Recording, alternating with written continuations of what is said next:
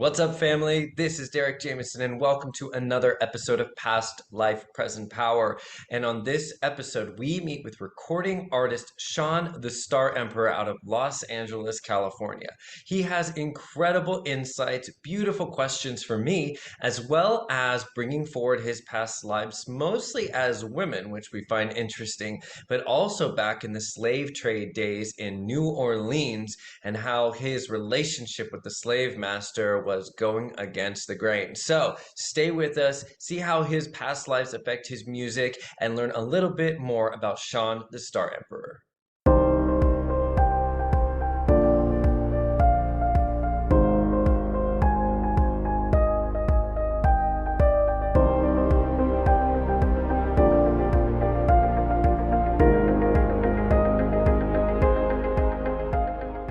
Hi, Sean. How are you today?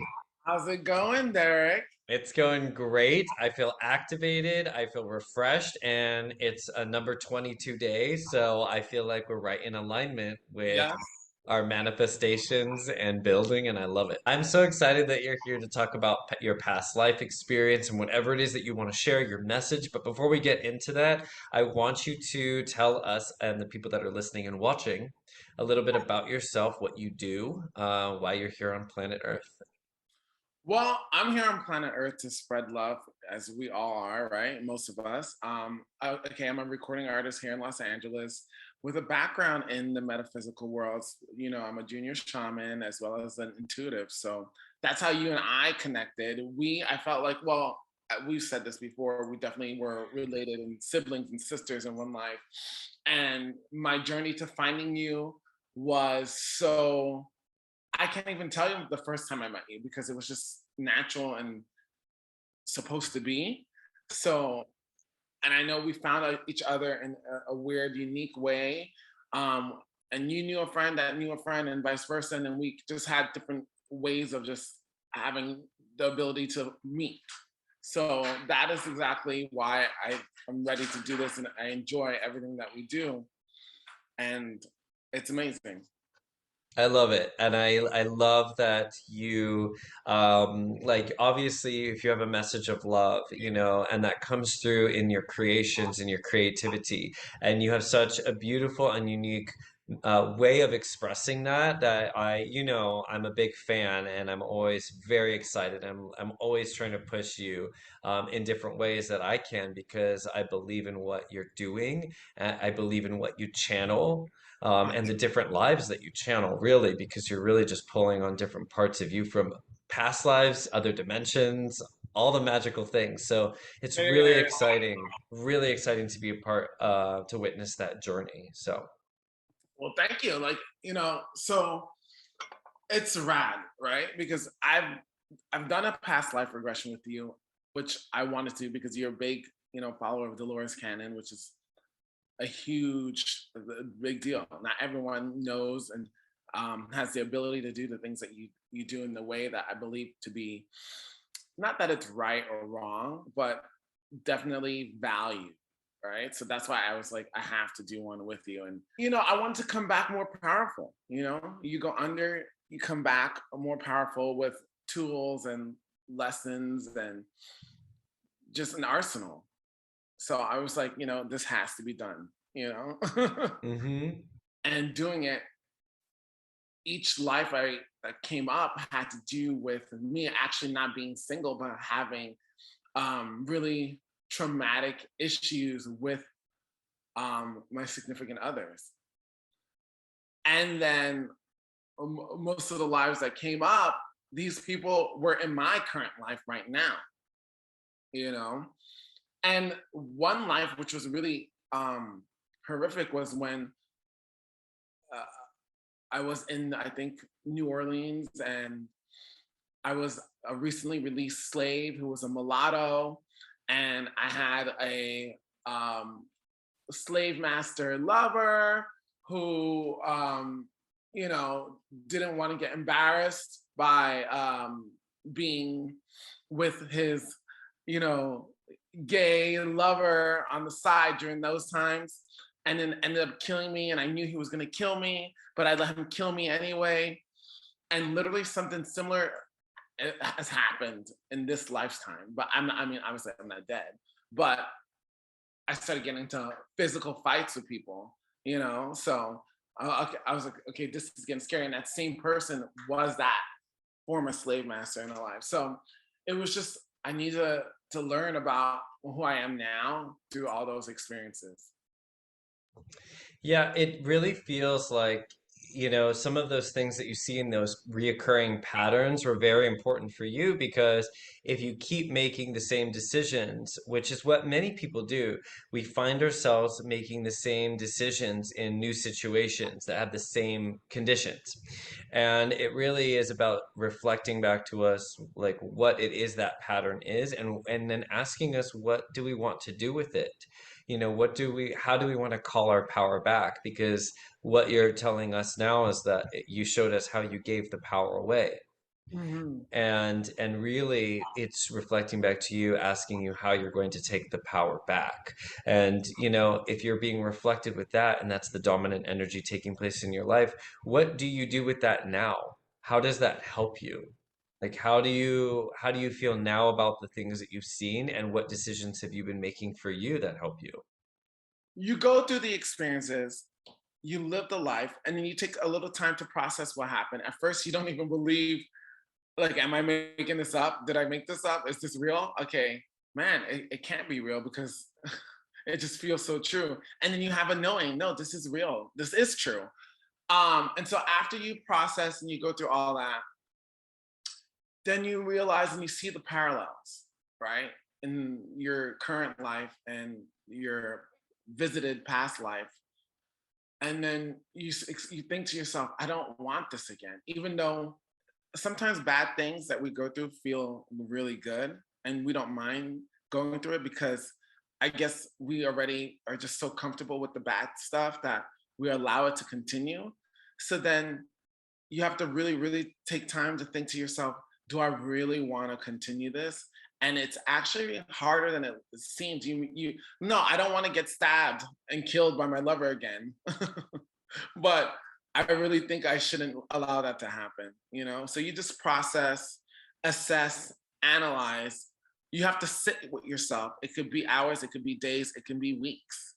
For me, actually, it was, I would have to say, almost months of deliberating back and forth and revisiting the memory of the actual regression to really, cut the cord. And I think these past life regressions are so important because it really gives you more of the power to do what you know that you should do, but most times it's just too hard to do alone.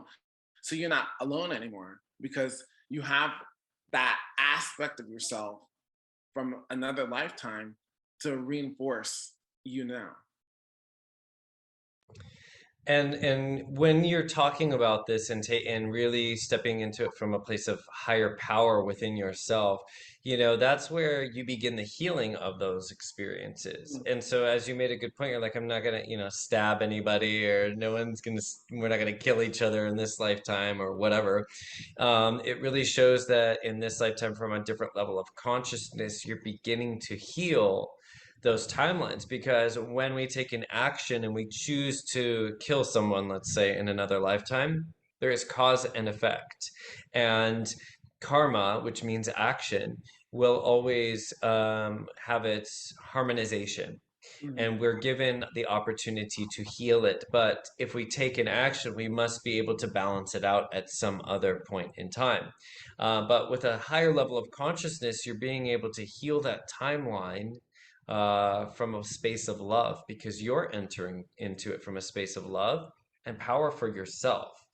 Where you call back your power, then you can begin to change those timelines. And sometimes that takes months, sometimes it takes years for people. Right? It's in layers. It's not something that's quick, but your awareness of the information that you receive is what will help you process it. And it's almost like a spirit guide that's like saying, remember this, remember this, remember this, and helping you along the way. And then it's so funny because, and then as you're speaking, I was thinking about the first lifetime that came up. I don't know if it was my first lifetime, but it was the first one for that session. which was super creepy. It was like a horror film. I don't know if you remember, but I'm sure you don't because you go through many of these weirdo, experiences daily. But for me, it was like, so I was this girl in Europe during like, I won't say ancient, but it wasn't, modern times. And there, there was like some kind of demonic force in a house, and I was trapped in a house by myself with this demon thing. And it was just like and then I watched this movie, Gretel and Hansel, which was a retelling of Hansel and Gretel. And it was almost exactly my past life. And so sometimes I think, and a friend of mine says this all the time, I feel like what we see on TV and media, and we think it's just fiction from our brain. I think it's lives we've lived and are living and will live. And and sometimes that's why, our art sometimes starts becoming reality, right? Like even Handmaiden's Tale, like I watched that, and it's starting to feel like it, you know what I mean? So I think it's all things we've lived, because when I saw that movie, I was like, this is like almost like scene by scene my regression with Derek. It was just Well, creepy. the thing is with that is that creators and filmmakers are also channelers, right? Right. Music artists, artists, they're channeling energy, regardless if an artist knows that they're channeling spirit or not. That's what they're doing, channeling other aspects of themselves, really. And so when a filmmaker creates something like a movie like that, or Star Wars, or even some that's a cartoon for kids, or Harry Potter, it all serves to reawaken the memory that exists within people. And everybody who's a creator on that level, making films and making content that serves as a way to remember that their soul's history, because the way that everything is so distracting, those creators know what their purpose is as a creator, and they will put out those films because it's meant to reawaken the parts of you that are asking to be healed or are asking to be activated to help you remember what your true connections are. Like even the Star Wars franchise that deals with, the galactic wars that took place in space. And so, why do you think it's so popular? Why do you think it's so big? People tune into that because in a soul remembrance, they know that experience. It is their experience, which is what we're doing here. So you're Mm. very absolutely right that things like Handmaiden's Tale and the Gretel and Hansel is meant to reawaken your own memory of it, to help you process it and to help you heal it. And then so now that and it's, once you have past life regression, like the world's always different. You're always really paying attention to subtle, nuances and synchronicities and all those little things that we would have just passed on before. You really pay attention. So, like for instance, um, I have a lot of friends that are from, Serbia and former Yugoslavia. And one of my friends who is Serbian, he's like, I can't meet a Serbian for the life of me anywhere. I was like, what do you mean? Like, and I always bump into a bunch of Serbian people. So he told me, you might have some kind of karmic connection to Serbia. And then I started paying attention to that, because it is random to meet and have a group of people from Serbia here in Los Angeles. And I'm always bumping into more and more. And they can't even bump into each other. You know what I mean? So, and I paid attention to what he said, because as you know, shamans and other shamans and like type people, we converge together, right? So we're always pulled to and drawn to each other. So I respect what he says. And so I was born with this crazy, insane birthmark. I don't know, can you see it? You see it? And he was standing next to me a few days ago, and he goes, oh my God, your birthmark is in the shape of the map of Serbia. That's weird. So now I have to go and do a little bit more digging with you soon to see what does that mean, because now I'm physically branded with this whole Serbian connection. you should try to do a meditation or a tap into that space. Of course, when you're trying to do it on your own, it's not the same as someone facilitating because the dynamic it's different. You can fall asleep, you just don't have that structure to it, so people fall asleep or don't remember. Yeah, it's But if definitely you not the same as when you're guiding me. Remember when right, you did it for me? I thought it was only a 45-minute session, and it was like, you're like, no, it's been 3 hours. Like, shut up. And then we recorded, and I was like, oh my God. It's definitely not the same when you're doing it like alone, for sure. right. Definitely recommend having a facilitator. That in itself was creepy because I started talking about Sean as if I wasn't Sean. So I guess my higher self was like, Sean needs to do this. He needs, and then my even the sound of my voice was just so different. And I only just listened to that recording like maybe a week or two ago because I was just so nervous to really remember too much. Yeah. Because I was a little disappointed in myself because I was allowing certain things to happen again that have already happened. So I didn't want to listen to the video, to the recording because I just wouldn't want to be a disappointment. Like, how could you do this again, Sean? How could you do this again? And it's just really creepy because it's very vulnerable, right? And even if it was just you and I in the room, it's just I felt dumb releasing inner knowings, and having it recorded. Ugh. But it is powerful, and I did learn because I remembered everything from my session, so I didn't really need the recording. But it's something. Well, and that's the point I try to make with people. They don't understand why they go through something, or they try to avoid it, or they judge themselves for going through experiences again. But what everybody has to understand is that we must go through a condition that an event that carries the same conditions in order to change the outcome on the other side. So we have to go through those traumas, we have to go through those pains and experiences, and then we have to show up to it differently. So you have to reactivate that self judgment. You have to reactivate that fear of that reflection being back to you. And then on the other side, you're aware of it and you can choose something higher for yourself. But it's how it must be. We must go through the same conditions again and then make a different decision on the other side for it to change. And then, piggybacking off of what you just said right now, I wanted to ask you a question because I was just curious. Every time you do these regressions, right? Do you get newer lives, or when I say newer, meaning more lives that come up that you haven't had before, or do you revisit the same ones? And if you do revisit the same ones, are those the only ones? Like, how do you know how many you've had? Or because why I asked this is like every life that came up, I was like, so I'm like, what's going on here? Except for the one where I was a half white, but like, and that was the only one that in our session I was a male. The other ones I was like a white lady. Like, what's going on?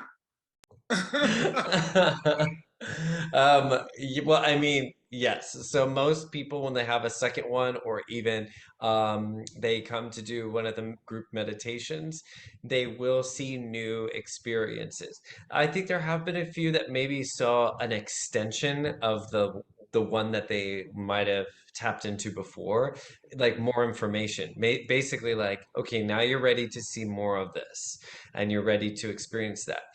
I find that some people that have done that though had past life experiences with other people, a regression or a meditation, but when they were with me, they were able to take that journey further and see more and understand it. But Mm. mostly when people go to a regression and you see the information and you're aware of it and you begin applying it, your vibration changes. It changes you. So you can't necessarily just see the same things again because no matter what, your awareness of those past lives have now changed you, and you will begin your vibration changes from where it was when you had the first regression. So now you're going to access new information. You see, it's all vibration. It's all where you are at. Right. And once you're aware of one thing, your awareness is the simple key that transcends you. So you would see different things. Is there a way to tally the lives? Like, can you find out like how many and specifically? Yeah, and again, How many there's do some you have? people. That's like a really weird question because you're looking at like I come from the seeding of beings on this planet. I come Hold on, from wait a my minute. Help my me. my Earth incarnation, my first Earth human incarnation is Atlantis. Okay. But I came from the stars and was part of the seeding. Okay. And then look beyond that. You're part of other planets before this. It's all quantum, so you can't really like quantify how many lives you've lived. It's based off of what's necessary for you to know right now. So if Mm. someone says, I have 37 lives, that's what they need to know because that could be 37 human lives in a Correct. linear sense. But Correct. but what if you're so aware of the quantum reality and other places, and what if you're aware that you were water at one point and that goes far beyond the limitation of a number because you were water, you were Right. air, you were earth, you were fire, you were animal, you were plant. You're a part of the mineral kingdom. And, you know, I one thing that I know rings true for me. I know in a lifetime I was a deity. Yes. How does that? Because I come from a very Catholic upbringing, and I still consider myself to be Catholic, even though I'm into this whole metaphysical world. So for me, it's like two parts of my duality. My dualities are like fighting each other, having the knowledge of being a deity. Well, how do you come to terms with stuff like that? What people like me, in this whole process with religious backgrounds, but then you have things like reincarnation. People are still seeing themselves as separate from each other. Okay, so if we're still seeing ourselves as separate from each other, we won't see that um, beings throughout historical biblical times or just different religious belief systems and energies aren't themselves. People still see themselves as separate. Mm. That's the issue. If people begin to see themselves as one and the same, meaning like you and me right now are reflections of each other, we are each other. We're just individual aspects of the same thing. Hmm. Hmm. So people cannot even wrap their head around the fact that they could be a part of an angel or that they could be a queen or a king in another lifetime. They can't even accept the fact that they had so much power like that because they see themselves as separate. I am Derek and I live this life doing this. I me. We have to begin to remove the lines of separation and segregation in order for us to see that we can be as powerful as deities, gods, goddesses, and so on. Hmm. So the thing I want to comment with what you're asking me is, and people that listen to this, they need to know that anything that comes to you, appears to you, is in your vicinity, is a reflection of you. You cannot have an experience if the experience energy is not already you. It has to be. Vibrational resonance attracts you. Law of attraction. It will attract to you the beings that you are. So if someone is seeing Jesus, so look at all the people that really follow Jesus and are, like Jesus is the way, right? Which is amazing because Jesus comes to me, but I'm not all one way about it, right? Hmm. If you see Jesus and you believe Jesus will be there on your passing and you believe Jesus is there with you all the time as you're going through, that's because he is. And that's because he is you. Jesus is you. You cannot see Jesus, experience the love of Jesus. You can't know Jesus's love unless it is already you. You cannot experience it. So when you have a deity that comes to you and you're experiencing that, the deity is showing you that you are an aspect of it.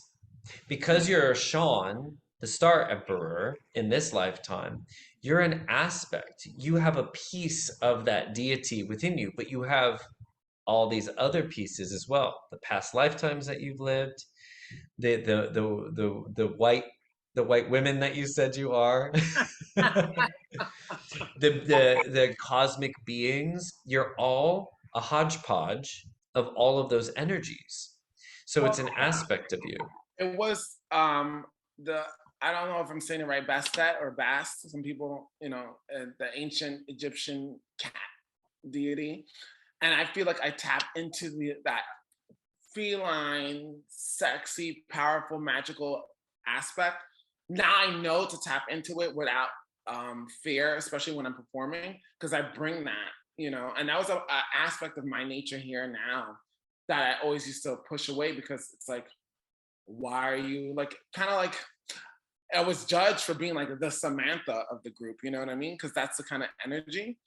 And now I know how to turn it off, set it aside, but activate it and use it with purpose in this here and now, which is amazing. And that's the whole point of to me of doing the regressions, because it doesn't end with the actual session, at least not for me, Derek. It just ever since I just feel like, oh, I feel this. I'm getting a vibe. My third eye is like shivering. This is some kind of activation that I need to pay it and pay heed to, right? Even going to different, because I was in Europe this summer, multiple countries, and in these countries I started having a knowing, like, oh, I've walked these streets before. I know to turn around and make a left here. How do I know this? I just do, you know? And so, and you feel it. It's like your whole body starts tingling and vibrates in a way. So yeah, once you turned on, you're turned on. Thanks, Derek. Yeah, It it's been a time. Yeah, it's true. It's an activation. It turns certain buttons that you're ready to activate whenever you're ready. When a person has the conscious awareness, that's why I can't explain to people always. I don't sit there promoting, telling people that they should get this because that's just not in the conscious awareness. That's not in their vibration. But those that have the awareness of it know that there's some soul calling that says this is going to activate my other lives. And it really does. Not only does it activate your other past lifetimes, but you've made a good point. You said Bastet or Bast, as people know Bastet, and you said, I've learned how to turn it on and channel it and use it for purpose. And that's exactly what it is. You're learning how to master your energy and the other energies that you're connected to. You tune into an energy, you channel the energy. We use that term, I'm channeling my inner warrior. I'm channeling my, inner, and they say some celebrity. There's so much truth to that because it's all vibration. So once you lock into a vibration, you're tuned into those beings that you're connected to, and you can channel anything through you. It's your intention. But those beings that come to you that you're most connected to, those are the ones that come in the visions or that you get drawn to in movies or literature or art. Those are the ones that are stepping forward most to work with you, that you have the biggest, strongest connections to. And you're learning, and you've learned how to manipulate and channel that energy for a purpose, which is what many people don't understand because they don't understand energy. And when they do begin to understand energy, they will understand that they can tune into and channel, manipulate, and mold their reality to the reality that they want to manifest. Yeah, and then one more thing that I wanted to talk to you about, um, the Akashic records, because the whole point of it is to tap into it, right? And at least for me, I want to, but I want to physically go there. Like I want to go to a library and open up and like, this is the book of Sean. Okay, okay. Is that a possibility? Is that something that people can do? Like specifically, it's almost like an episode. I see it like there's this episode of the old '90s X-Men where they get to the astral plane and there's just all these little like golden highways and it leads to like I see a city, and in this city there's like Archangel Michael and he's like, welcome, enter the library. And then is that something like that happen to you, or like have you been to a physical place for the records? What does that look like? A physical place of the records is more of your consciousness creating a structure or a container for you to understand what you're doing. You can do it without having any awareness of anything. You can do it without thinking that it has to be physical or it has to look like anything. You could be blank and just pull the information out.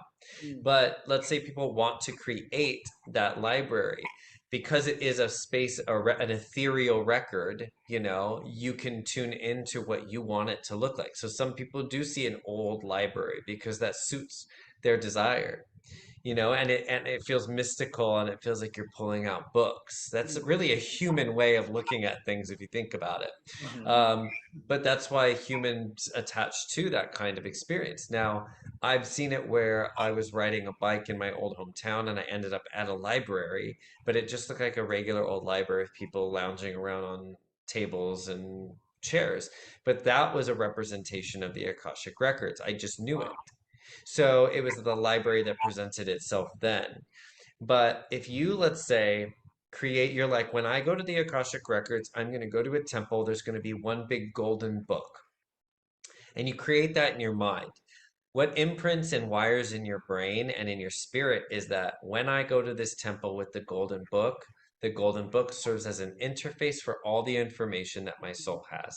So it's like, what do you want to create? If you want a library, allow yourself to create the library with the intention that this has your soul records within But it. what's it like for you now when you access it?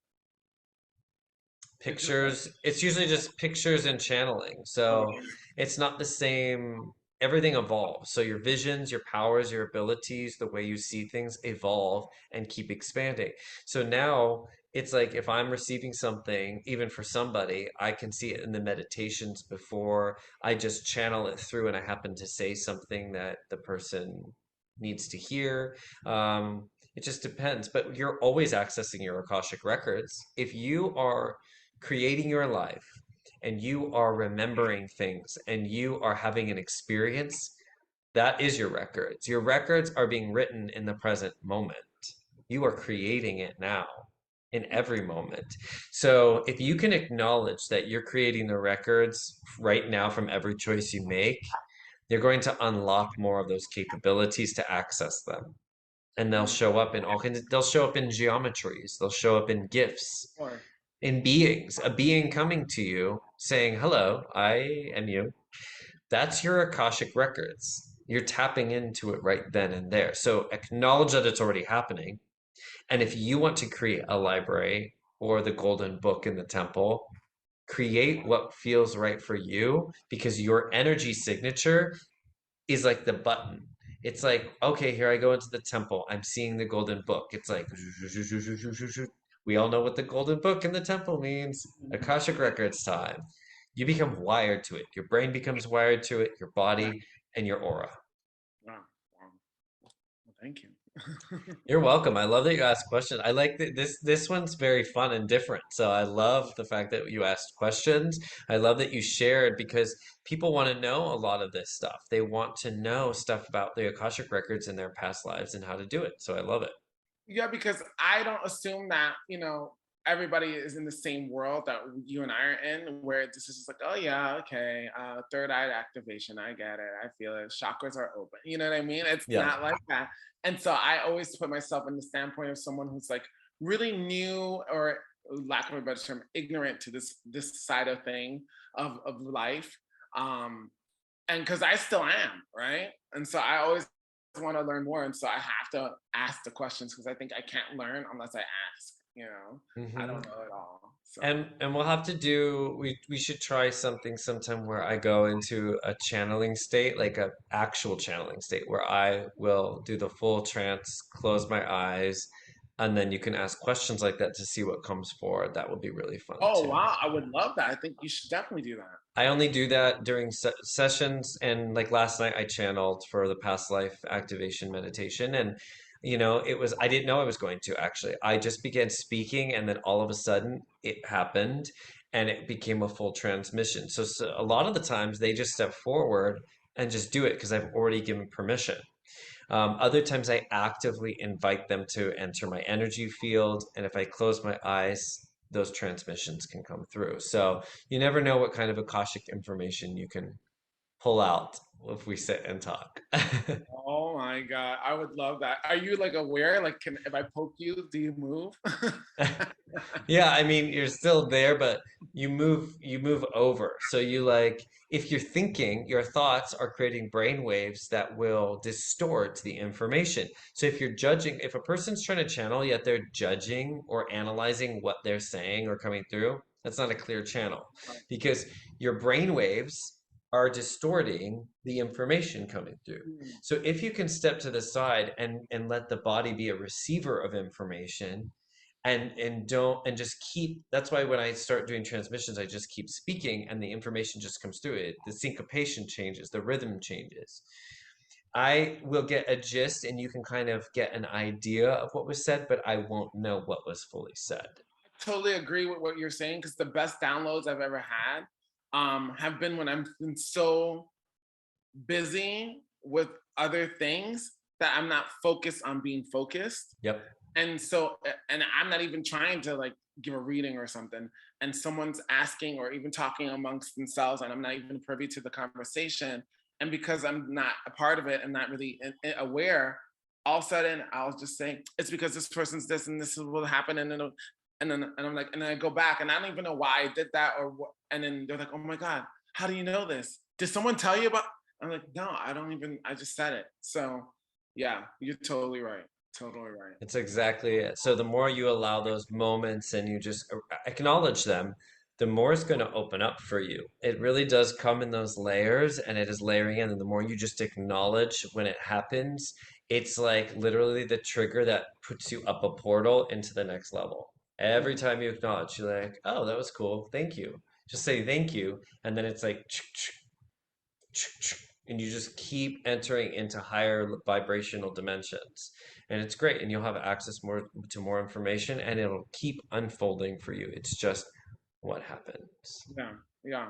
Wow. Oh my God, so amazing. I love all of this. Well, I'm so glad we went there with this today, talking about past lives. What is a message that you have for everybody that's listening? What's your message? What do you want them to know from your experience, music, whatever you want? It's based. I mean, the message that I mean, I definitely I think that after having done one, I like I said, the whole thing about knowing how to use that whole Bastet energy, bringing it to my music, to my goings ons daily, um, is just very empowering, right? You're not crazy, you're not weird. It's just all new tools that makes this life more not just manageable, right? You don't want to just survive, you want to thrive. And so I give it gives you the edge. To me, it's like kind of like when people do bulletproof coffee. It's like an edge. You just have a little extra now.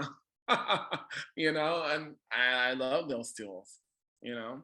I definitely infuse it into my music because I feel like we definitely have to, those who can and are meant to will find people like you, and so that they can heal and help lift the world. And I do it through my music, and when I sing I actually visualize putting in the light into my music, even in the recordings. And I say this and you think I'm singing like kumbaya type music. It's totally not, but it's still the energy of healing is infused even into like my torque type songs, you know what I mean? And it's there, and then that's what I gained from this whole experience, is the ability to use my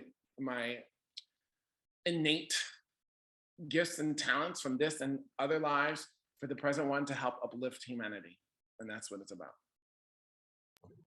It's beautiful. I love that message, and I And I think mean that it. Not just yeah. people say that. I mean it.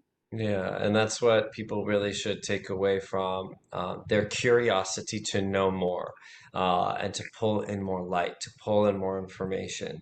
And everyone's on their own journey, and so they will tune into what is best and highest for them, no matter what, even if it doesn't look like the best and highest to others. Everyone is doing the best with what they know how. So incredible. I can't wait for us to do more past life stuff and see what wants to come forward for you now because it's going to be on a different level for you. Oh yeah, 100%. And Yeah. definitely have to. I'm coming to investigate this whole Serbia thing. And then I think we'll all want to know. Yes, yeah, for sure. Amazing. So thank you everybody for listening or watching today. Please visit Sean's music. Do you want to tell them your Instagram and At information? Sean Star Emperor, Instagram at Sean Star Emperor, and I'm Sean the Star Emperor.